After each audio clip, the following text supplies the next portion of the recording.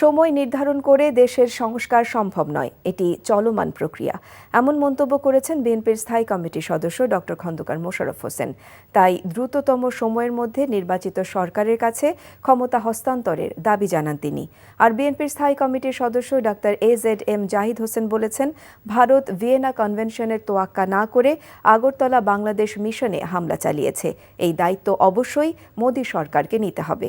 বিস্তারিত ইফতেখার রেজার রিপোর্টে। সকালে জাতীয় প্রেস ক্লাবে ন্যাশনাল পিপলস পার্টির আলোচনা সভায় বিএনপির জাতীয় স্থায়ী কমিটির সদস্য ডক্টর খন্দকার মোশাররফ হোসেন বলেন, রাজনৈতিক সরকার ছাড়া কোনো দেশ চলতে পারে না। নির্বাচনের মাধ্যমে রাজনৈতিক সরকার প্রতিষ্ঠা করা হলে তবেই দেশে স্থিতিশীলতা আসবে। সংস্কারের উৎসাহে দিয়ে অনিশ্চিতকালের জন্য ক্ষমতায় থাকাটা কোনো বুদ্ধিমানের কাজ হবে না। যে যদি দেশে নির্বাচনের রোডম্যাপ ঘোষণা করা হয়, তাহলে জনগণ নির্বাচনের প্রতি তারা মুখী হয়ে যাবে, নির্বাচনমুখী।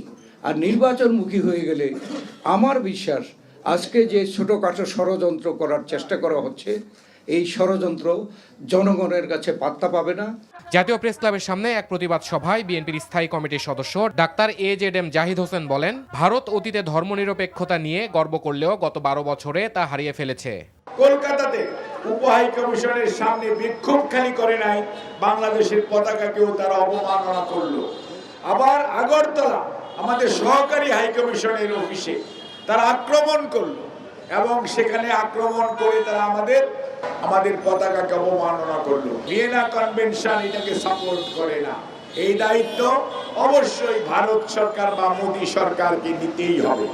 জাতীয় প্রেস ক্লাবের সামনে আগরতলায় বাংলাদেশের ডেপুটি হাই কমিশনের ধর্মীয় উগ্রবাদীদের হামলা এবং বাংলাদেশের জাতীয় পতাকার অবমাননার প্রতিবাদে অপর এক মানববন্ধন ও বিক্ষোভ মিছিলে বিএনপির ভাইস চেয়ারম্যান শামসুজ্জামান দুদু বলেন, তারেক রহমান 18 বছর ধরে গণ অভ্যুত্থানের সপক্ষে কাজ করেছেন।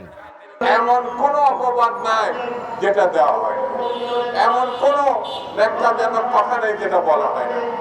সেই নেতা জনাব তারেক রহমান নিরলসভাবে 18 বছরের প্রচেষ্টায় বাংলাদেশের সম্প্রতি যে গণঅভ্যুত্থান ঘটেছে তার সপক্ষে কাজ করেছে। এছাড়া ভারত সত্যিকারের বন্ধু হিসেবে আগামীতে বাংলাদেশের সাথে কাজ করবে এমন প্রত্যাশাও করেন বিএনপির এই নেতা। Iftekhar Reza, NTV news, Dhaka.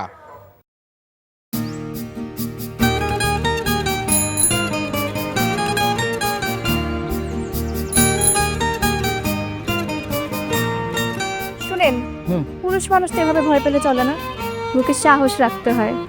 যা বলবেন সোজা সাপটা বলবেন।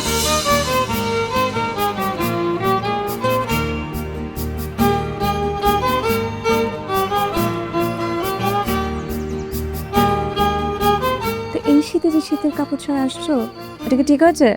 তোমাকে দেখার পর থেকে আমার জীবন থেকে শীত, গ্রীষ্ম, বর্ষা সব চলে গেছে, শুধুমাত্র তুমি আছো।